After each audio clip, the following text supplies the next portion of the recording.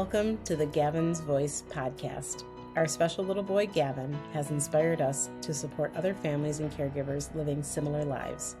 We are so happy you're here with us today. Don't forget to subscribe to the Gavin's Voice podcast.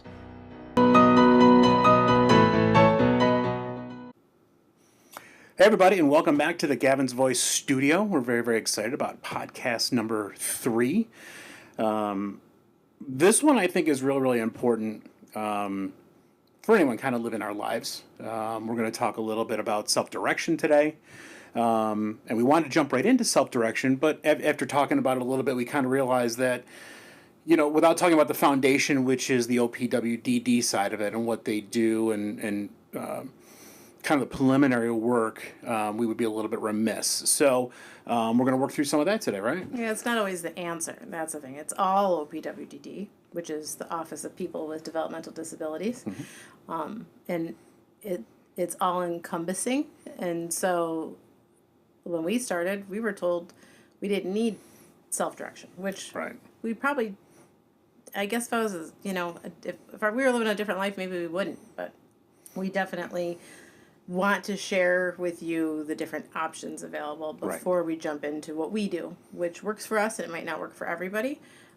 But yeah, absolutely. That would be the self-directed services side. So, yeah. But there is a lot to it. There's a lot of work and can be a bit of a daunting task. But don't fret.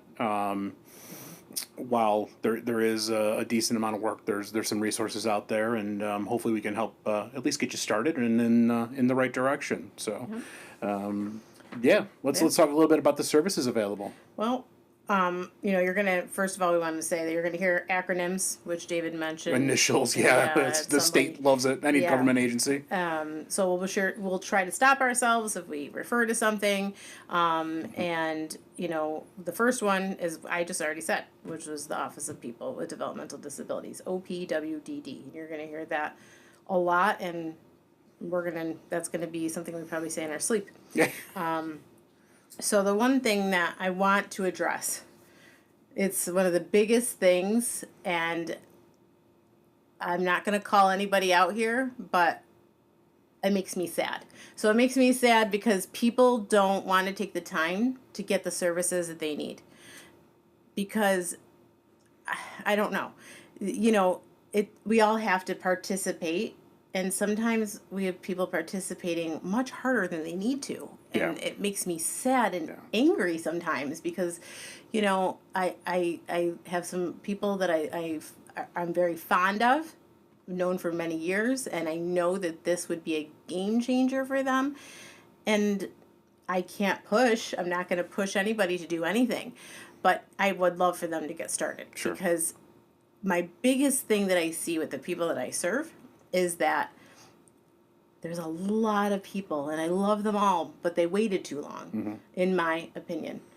Because when you what is it? I'm trying to think what I can compare it to, but when you need something and it's you need it now. It's like preventative maintenance on your car, right? You don't take care of the car, you're going to have major problems. It's everything. Yeah, it's like getting prepared for the day that we're not here anymore. Sure. It's getting prepared. And if you can prepare, they allowed us. They changed it. I don't know when. I don't have the history, but they changed it where they wouldn't allow the little guys to get this and the little girls. But now they do. Yeah. So get started. If you have a child with a disability, don't wait, just get started. Even if you're just in, then you don't have to even do what we're doing. But as long as you're in the door, it won't go away. Yeah. So I took a long time to tell you the one thing that I want to say, which is there is no income bracket. We're not rich by no means, but the people that know us know that if it was income based, we wouldn't be able to have this, okay? So you're saying that there's no maximum income, that really this is open to everybody? No. It's a waivered situation. It's considered, I spelled it wrong. It's considered a parental deeming, which means that parental income is not a factor with children with disabilities. Yeah. You could be a millionaire, and you can still have services provided from the state. Now, other people might look at you a little funny, but that's who cares, right? But you can have this no matter what. And I just want to say that again. There's no income based on this. This is parental deeming. Has nothing to do with the fact that You know, we have a Lexus in the driveway. We don't, but let's say we did. You know, it has nothing to do with if we owned companies or anything. It has to do with your child has a disability, and I get on my soapbox. And I'm gonna try to get down now, but it makes me sad. And there's other people. It's not. They don't think it's that. They just don't know where to start. Yeah. And I met somebody the other day that I was very sad to know that she just didn't know where to start. So I'm gonna help her out. But that is a different story. But there's no income eligibility in this at all. The first thing is that you have to enroll your child in Medicaid, and OPWDD must find the child eligible for needing the waiver. And then you can reach out to your local regional office. Yes. You know, ours is, I guess, on Westfall. I don't even know if that's where OPWDD. Yeah. I don't even know if that's DOH. So I don't even know. Pretty much every I work county with them has every their day. own. Yeah, but pretty much every county has every their own county. office. Yeah. And the other thing is you don't need to be a U.S. citizen to receive OPWDD services. I never knew that. And I never knew that. Until you got into a little bit of this deep And everybody can have their own discovery. opinion. I'm not going to get into that. I'm an Italian. My father came off the boat, but he was a citizen. So no judgment by any means. I just happened to see this and thought it was a cool, a nice little thing to know. It's very timely right now. Yep. So tell us a little bit, we can talk a little bit about qualifying diagnosis. Not everyone qualifies, No. but it is a pretty broad scope of who is eligible under the plan. Yeah. It's so the first thing is to be qualified. You have to have a developmental disability that originated before the age of 22, and it results in a substantial handicap. Okay, autism obviously being one of them, cerebral palsy being another one, and I have a list of them. So the disability needs to be indefinite or permanent, and so severe that it makes it difficult to live everyday life independently. So Right. those are like the few things, okay? And, you're going to come across some disabilities that won't be approved, and it makes me sad. But, there's rules in place for a reason, and they can't help everybody. So the disabilities are an intellectual disability, autism spectrum disability or disorder, however you want to word it, cerebral palsy, epilepsy, neurological impairment, and I'm probably going to say this wrong, but I thought I had it the other day, which was familial dystonia. Yeah, I think that's done. it. And Prader-Willi syndrome. Yeah. So those are the disabilities that will allow you to get into the front door, as they call it. That will allow you to get a Medicaid. This is not like SSI or money. That's a separate thing. This is the ability to have the Medicaid insurance. So for us personally, David has a job. We have primary health insurance for everybody, and then Gavin has Medicaid as secondary. Do we use it medically? I think so. Once in a while, it might kick in, and we Not just for don't much. even know it. It's kind of that last defense that Okay. where my private insurance won't kick in. So it's very rare. It's but, mainly for the services that we get. Yeah.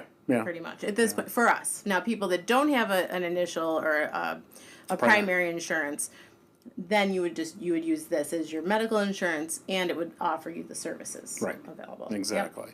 So, real quick, OPWDD has a information line, which we can give out the number now, and actually I'll put it up here as well.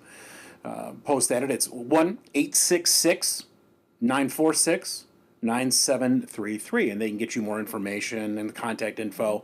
The state websites aren't always the best.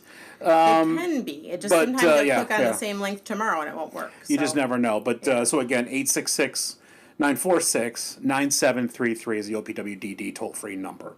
And then from there, you go into the front door process, is what they call the it. front door process. They'll get you a front door coordinator, and they'll guide you through the first steps. And they'll support you in choosing a care coordinator, which is the next step. But Yeah, there's first, that. Are they still requiring the in-person presentation meeting? There is. That's for self-direction. That's a only self-direction okay. class. Okay. It used to be called the front door class. Or Just front door, something, yeah. But it's, I don't know. I'm always confused. All I know is that we did it, and it's done, and we never have to do it again. Yeah.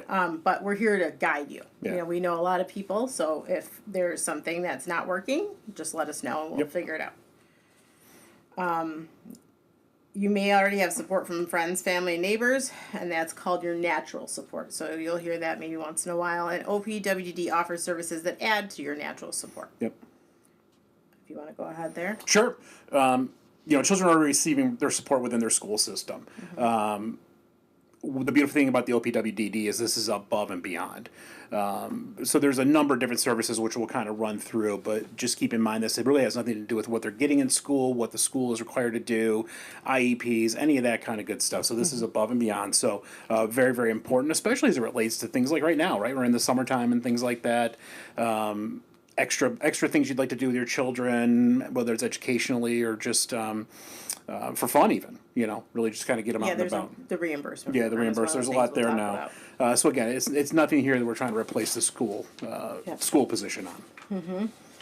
So in order to get approved for services, you will need to submit a lot of paperwork. And now I said a lot. David seems to recall that the one thing we got when Gavin was diagnosed was everything. I don't know that for sure. And again, this is something we went through many years ago, and it's a blur. So I have to apologize. We're not in that part anymore. Sure. I don't work with people in that specific setting. Besides, we do have a family friend or a family cousin that's going through stuff. So we're trying to guide her too. But these are the things that you will need, which would be to submit a full psychological report, a social or developmental history or psychosocial report, medical specialty report. Again, don't get overwhelmed because it might just be on one form. Supporting documentation to show that you received your diagnosis before you turned 22. Assessment of your adaptive skills. Diagnostic report. If you don't have all of these evaluations, your care manager will assist you in finding the specialist to assist you with obtaining these. Yeah.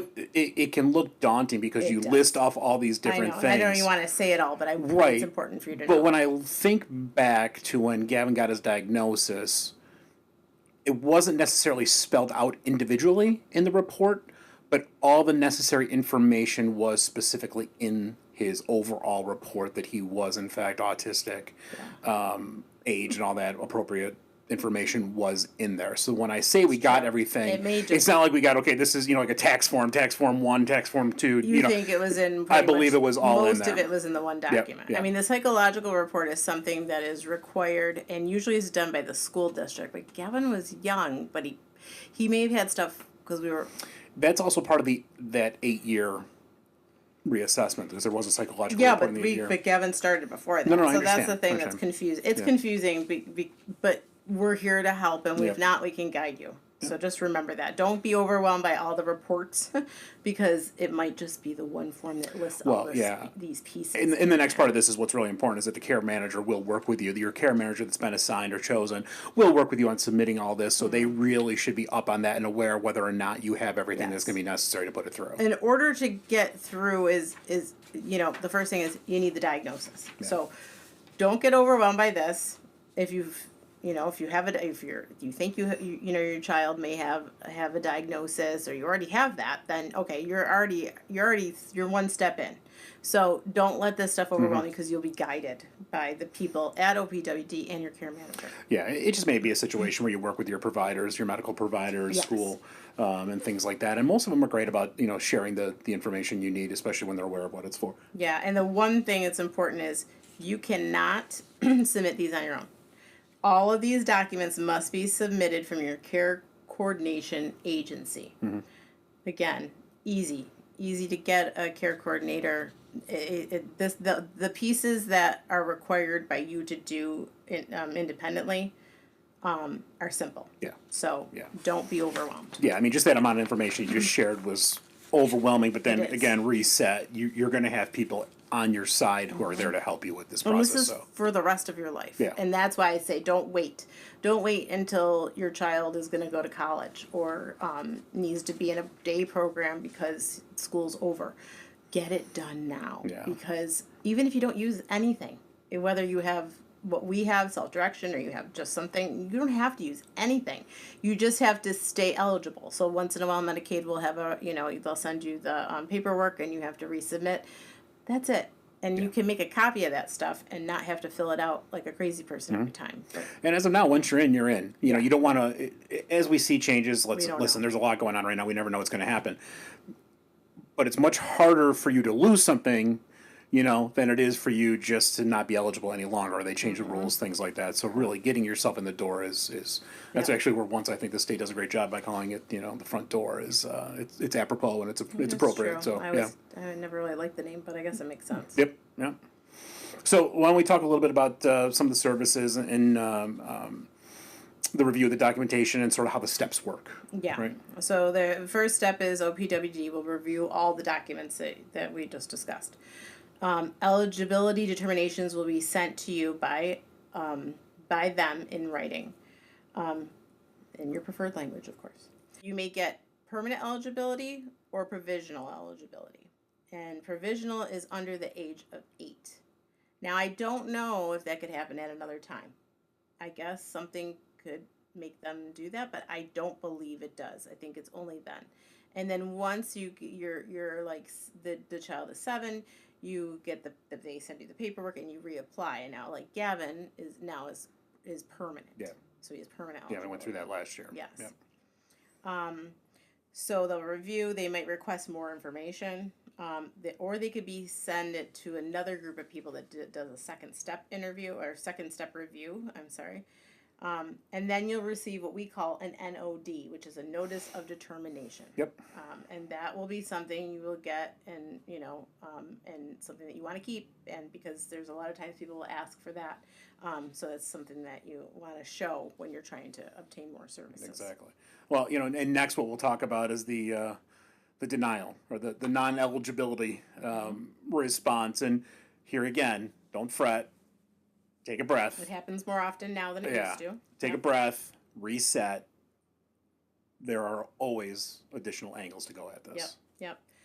They'll give you the written notice of decision, which may say denied. And if it does, you have some options. You can meet with the regional office. You can request a 3-step review, or you can request a Medicaid fair hearing. And if you feel that this is not an accurate decision, you have every right to challenge it. And I tell everybody all the time, if I hear them applying for a child of theirs, let's say, because I pretty much, this is what I do every day, I'm always like, they're like, yep, we got denied. Appeal it. And guess what? They usually get it. I mean, that's what's happening now. We all know we have some changes coming. Yeah. So, and again, eligibility is the same for children and adults. So, we kind of went through the age process, that 8 years of age, which is kind of an important kicker in all of this. So next, regardless of the services you're going to choose, your care manager is going to work with you and kind of on the next steps. The next step is what we call the DDP2, and that's the Developmental Disabilities Profile 2. And so it is a list of questions, some not so fun to answer and some just normal stuff, but and it just depends on the level. A lot of people are, more advanced, and you hate to say, does your child roll from their front to their back? And you're like, are you kidding me? Like, why did you ask me that? He's 9 years old. Yeah. But you can see that he can, but they have to ask these questions. So don't kill the messenger. It's a comprehensive assessment tool. It's used to evaluate everybody's skills and challenges related to their service needs. The assessment helps in planning and providing appropriate support service for the people with developmental disabilities. So for me, I use this every day. It is what runs the self-direction that we do. And that's, again, we'll save that for later. But that is huge. This is an assessment tool that we explain to everybody. Let's say Gavin decided to say a full sentence today. Do I want to tell them that? I might say something, but at the end of the day, what it really is about what would happen when Gavin is left home alone. Entirely alone. No one is around. That's how we answer the question. So he may be doing great in school, but let's pretend mom and dad aren't home and no one's around and he's literally left alone. What could happen? So that's, again, we can get into that deeper, but that's an important thing to remember. Yep. And I went through it. So it assesses skills and challenges across the 3 main categories: self-care, behavioral health, and overall health. Yeah. And those are all the questions that you'll be asked. And it's interesting too, is because this is all-encompassing of ages. It doesn't really matter. Right now, a lot of our experience is with a younger person, with Gavin. You work with a lot of folks Up to age varied, up 64, to 60, 65, mid 60s. how old he is. So the adults will be a little bit different, and some of the things you're going to look at, help finding through the programs would be community-based services, right? It's like living in the home of your choice. Finding employment. There's some great different programs there for finding employment that's appropriate for their levels, and meaningful opportunities, different things to do in the community. Building relationships within their community, and then experiencing health and wellness. I mean, all these programs are designed to create the best life for those with disabilities, developmental disabilities. And, it's sad that decades ago, many of these individuals would be in homes or institutionalized and things like that. And I can't even, it chokes me up every time I think about that, or I see stories, or we saw the Geraldo Rivera story, about Willowbrook. I mean, we had to watch that as brokers, to become a broker, you had to watch that whole thing. And just how far we've come. So again, this is about community. This is about living your best life, truly, as we're all trying to do. But and offering some assistance for those that are taking care of these individuals, right? So some of the services that are available once you're approved, it could be just as simple, and I say simple. This is called Family Support Services. It's a reimbursement program. If you live at home, if the child or the adult lives at home with their family, they can get reimbursed for respite care, family training, recreational and social activities, or after-school programs. It's $3,000 a year. Doesn't go very far, but it is available, and it is something that everybody should utilize because you need it in order to utilize other things. So just keep that in mind. So that's something that everybody can get once they're approved for services. You have to save receipts. There's a lot of rules, and there's a big application process, and it can be a little grueling. But I'm going to tell you that once you get to where we're at, everything is much easier. So it's very important. You can also apply for community habilitation staff. So that staff would be people that would come and work on goals with anybody over the age of, like, I think 12, 13, around there somewhere. They will start working on goals. So there's many different layers here, and so it can be very confusing. But working on goals is working on hygiene, working on keeping your room clean, cooking, budgeting, going out and being social with people in the community, and and if they don't know how to speak appropriately. Autism is known for that. I sometimes say I'm glad Gavin doesn't talk, because there's times I've seen in my job some people saying the way they speak, they just don't realize their tone, and it's uncomfortable to listen to. So socially, you can go out and work on goals like that. So it's to help learn all the safety skills, meeting people, making friends, and keeping them, being part of the community, and community events. So there's a lot available, but you would get evaluated by I'm trying to remember, because Gavin did get approved for some hours before we started self-direction, and I don't remember how that evaluation was done. I think they just looked at his documentation, and he only got 8 hours. So I was not. It was kind of, as a younger age, it's a little bit harder to document it. You don't have a I was home book of too. information to go on. I wasn't brokering, so they probably took that. I don't know if they took that into account. I mean, a cool story is a young man I know is going to RIT next year. Yes, he is. Very exciting. I mean, incredibly cool, incredibly intelligent human being. And his ComHab worker is going to work with him on some of his social skills. Being in a new setting, not quite as controlled as what the school setting is, right? Being on a college campus, the responsibilities and the freedom that come along with it can be a daunting task for this individual. And by having these services, he can sort of prepare for it and practice for it, and be ready to go, later this month. I mean, he starts school. Gosh, Oh my gosh. that's amazing. I know it's August. Sorry, it's kind of clicked, but a very, very cool opportunity. And as we look for the teenagers and things like that, I think that's where it really kind of takes hold as we prepare these individuals for time after school. I mean, they're in school a little bit longer. They're eligible for school a little longer, but it's important, and I think that's fantastic. We don't ever want this to stop for anyone. Yeah. Great. So next would be dehabilitation. Yeah, there's some people that being in school and being in that public, being in the public school setting, going Monday through Friday and doing anything is something that they are going to want to do for a long time. It just really depends on the person. I don't know what's going to happen with Gavin down the road, but there's so many great opportunities out here that we're going to talk about and podcasts to come. But there's, a day hab would be, going to a center of, through that is a certified setting through OPWDD.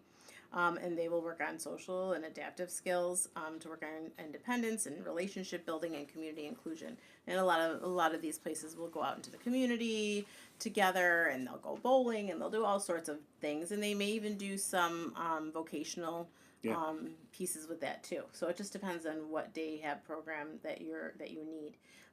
But it's one of the options when it comes to the services that OPWDD offers our community.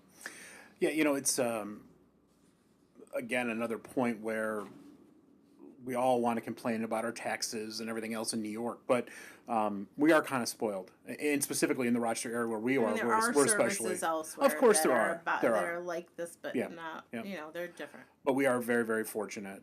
Even the facilities around here, there's some unbelievable places for these individuals to continue studying and learning and growing. And so we're very, very lucky with that. And this is a great catalyst to helping out with some of those things. Next is something you do a lot of work with is some housing supports too. And you're familiar with this too. Yeah, I'm also a housing navigator. I don't really utilize that. I just kind of learned it, so I kind of would have a little more support when it came to helping my people that I support that have housing needs. So it helps people live in, the most integrated housing supports possible, and offers very different types of supervisory different types of supervision. So some people, need to be in like a group home, which we don't get too excited about that term. And I don't have anybody that I work with that is, because I wouldn't be able to do my job. So I would be canceled out because there wouldn't be enough money in the world to pay everybody. But there's other people that I support that are in supervised settings that the supervisors come, I don't know, I think someone's there once a day and they kind of check in.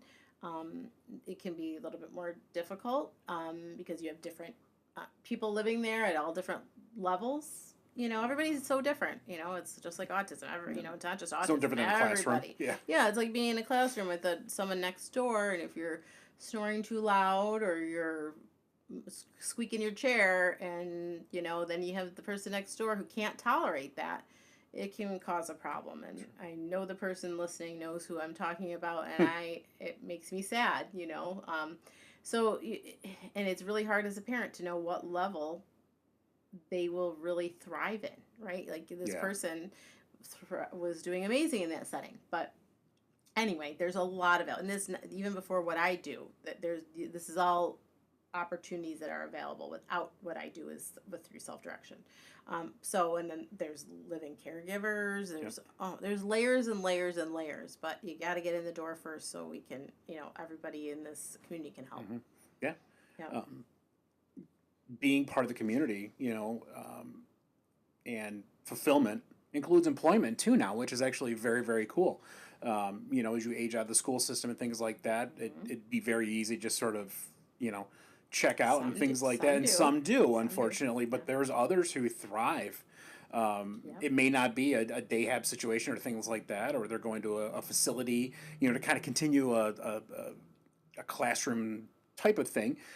Actually, gainful employment is very, very cool, and we've heard some good stories recently too about it. It just kind of warms your heart. I'm always proud of my people. I have people work at Wegmans, some work at have worked at Trader Joe's, some work at the dollar store. My one friend, he works at Wegmans and he does security, and he also works at the print shop. And my brother is a designer for Wegmans, and it just warms my heart. Like it's so cool to see, how well he does. He may not like to talk on camera on a call, but he's succeeding and he loves it. And there's a lot of people that have different kinds of jobs. I'm trying to think what else there is. Oh, another one of my people works at a pet boarding place. Oh, that's right. Yeah. I'm not too excited about some of the things happening there, and Mom knows because we talked about it, but she probably won't watch this. But anyway, you got to they have to be able to advocate for themselves a little, but there's services that are available, which is called SEMP, SEMP, which is supported employment. So that would be someone that comes and checks in, whether they're there with you more often than not, and as you get more acclimated, they back off, they check in with your manager, they check in to see how you're doing. Can I help? I haven't gotten a raise in a year. They can help you advocate for that. Yeah. It's amazing to see the people that actually do get out and work. It's fun, and it's definitely warms your heart when you see that they've come a long way, as they've been growing. And it may even be in a volunteer opportunity, maybe something like Homesteads for Hope or something like that as well, who's an amazing friend to the entire community.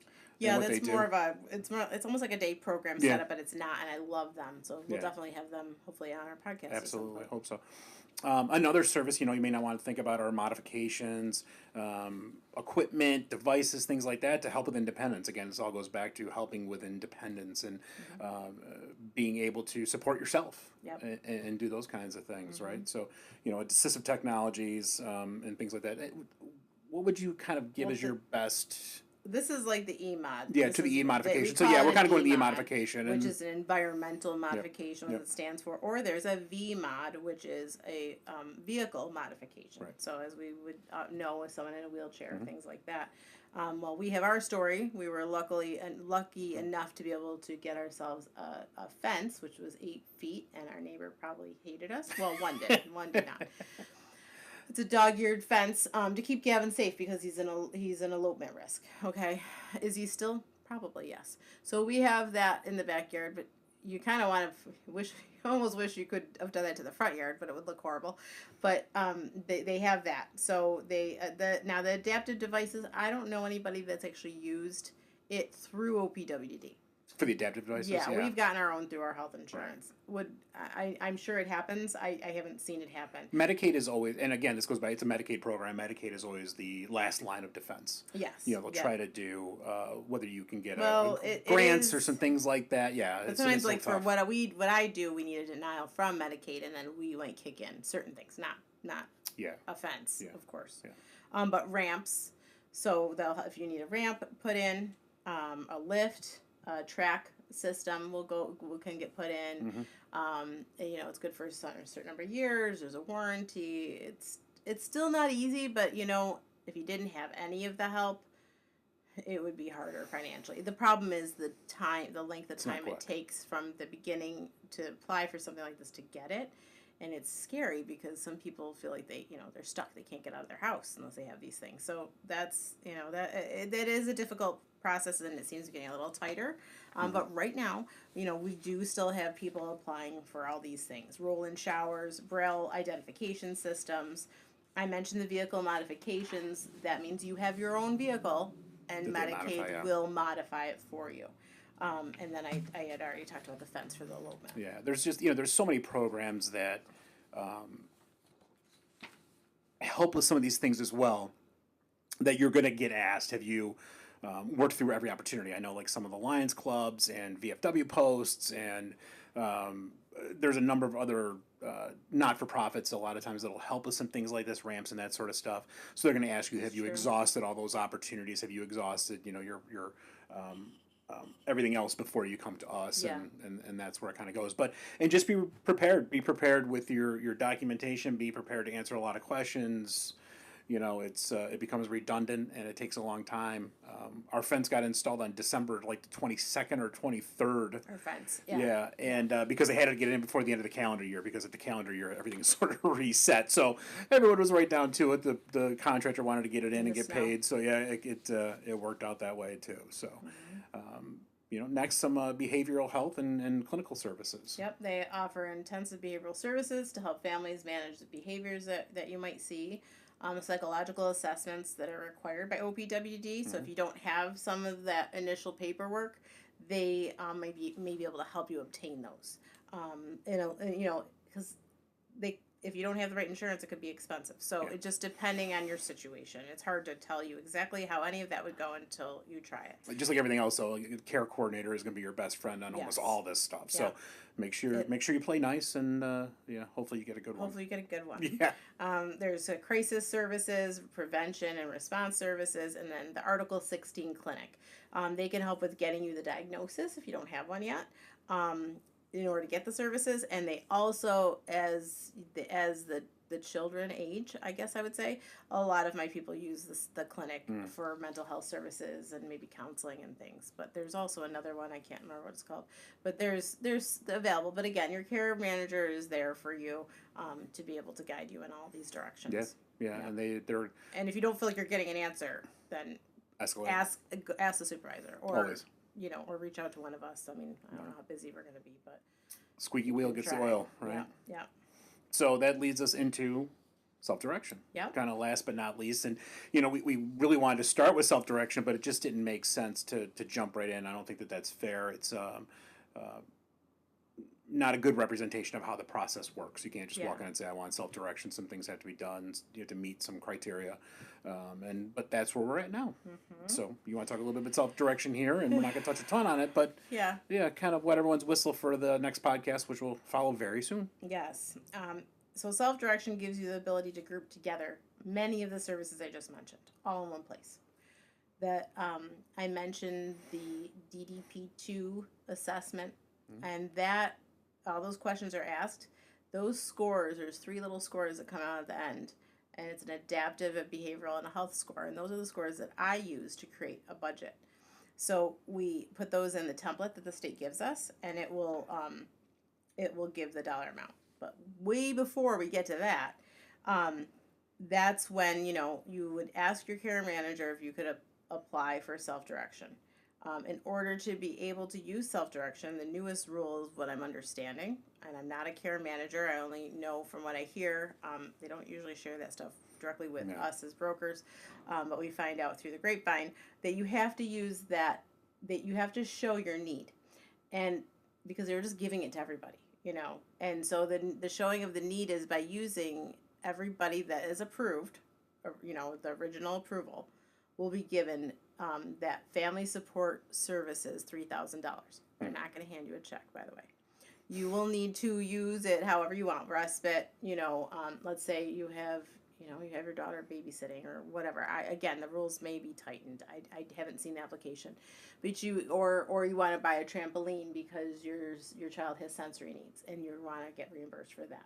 So you can use it for multiple things. I will have David upload the list however we can do that. There's a list with approved items, and so once you can show that you have exhausted those $3,000, then as what I'm told is you can apply for self-direction, which is a budget of money based on those numbers that will support you with all of these things, okay? And so you would need a broker, which is what I do. There's a list of brokers available.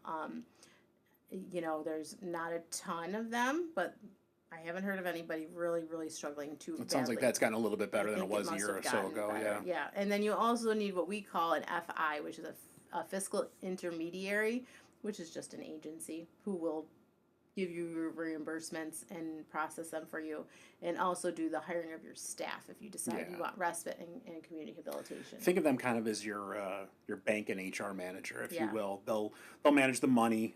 Self-direction, even since we've started, has grown a ton, where there's a lot of opportunities for the services or the things you may utilize to be directly paid, so you're not being reimbursed. The FI will directly pay the service.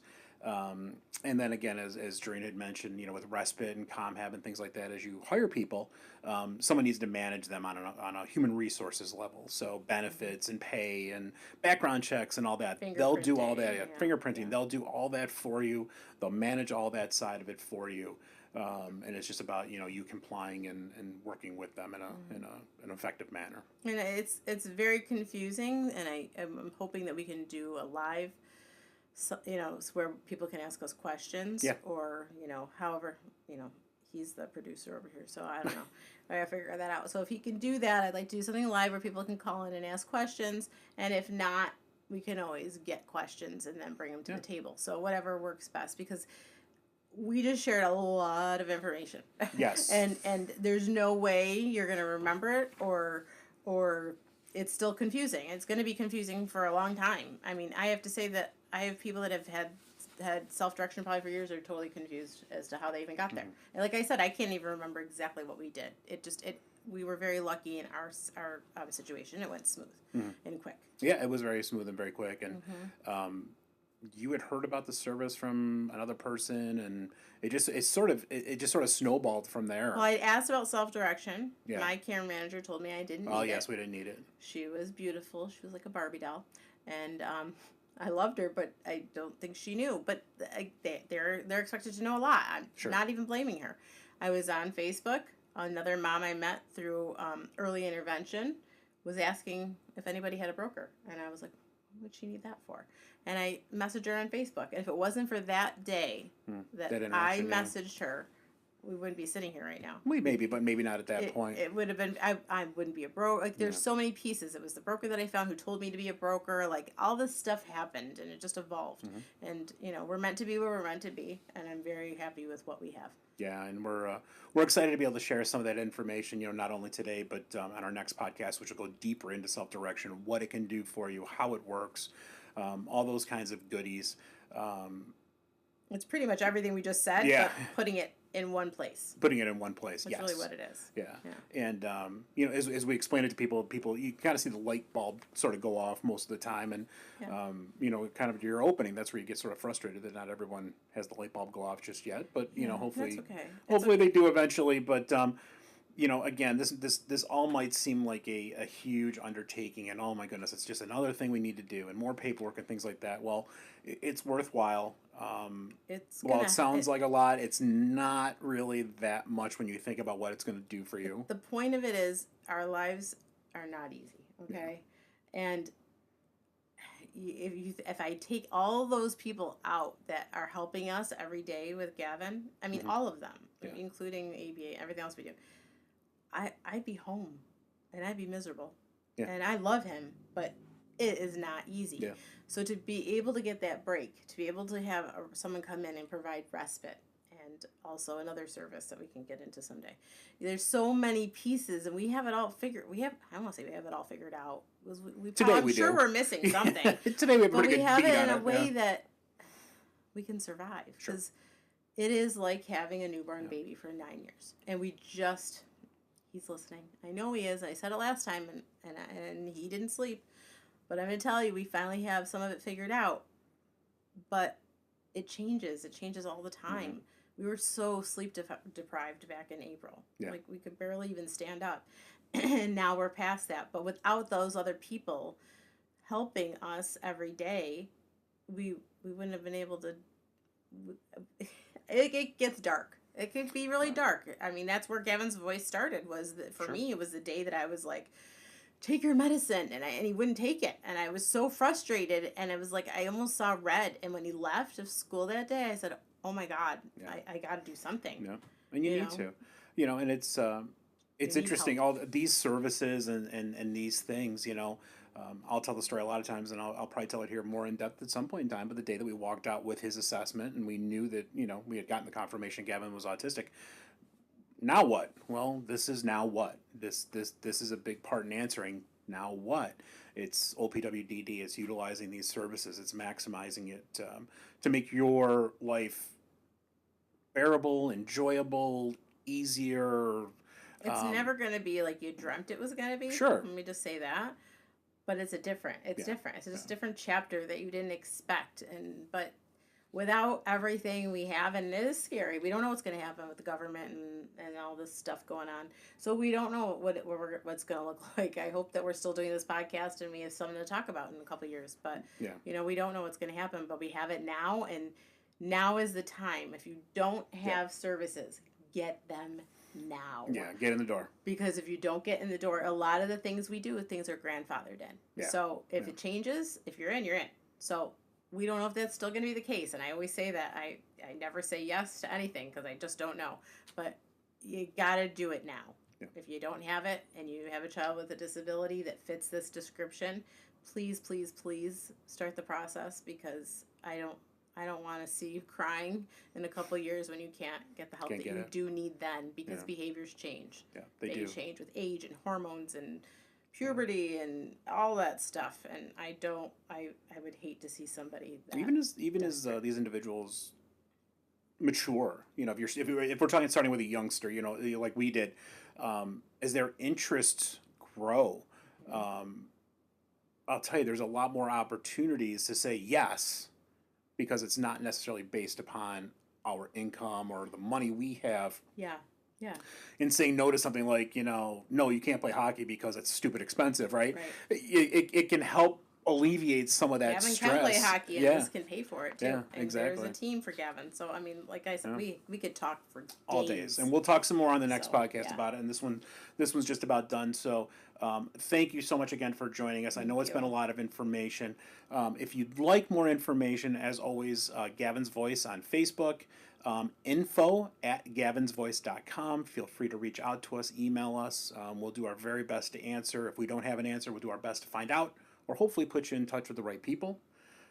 And stay tuned, as we will follow up very soon with our 4th podcast, which will be specifically about the entire self-direction plan. It was going to be the next day, so we've got to get we'll keep digging at it. This one took us a little bit longer than we wanted to, but sometimes life sort of gets in the way, and all those good things. But very good stuff. Thank you again for joining us. Please make sure that you subscribe. Like our Facebook page. There's all kinds of new reels and stuff like that coming out. TikTok we're on now, apparently. As I roll my eyes. Ignore the eye roll. It's okay. All of our information now is spread all over the world. It's okay. The banking information, there's not much to take anyway. There's no banking information, just my email. I'm the one who's going to get spammed. That's right. You'll get spammed. But there's a lot out there. So again, TikTok we're on, Facebook we're on, YouTube we're on. Instagram we're on as well. So there's a lot more coming, and we love having you all along with us. We love your comments. We love your input. If you have ideas, or you want us to talk about something on a podcast, we'd love to hear what's sort of on your mind. And try to do a live one. Yeah, and some guests hopefully soon, now that we're getting a little more comfortable with the entire thing. So that's it for this one. Thanks again for joining us. I'm David, my beautiful wife Joreen, and we'll see you again very soon. Thanks. Bye. Bye.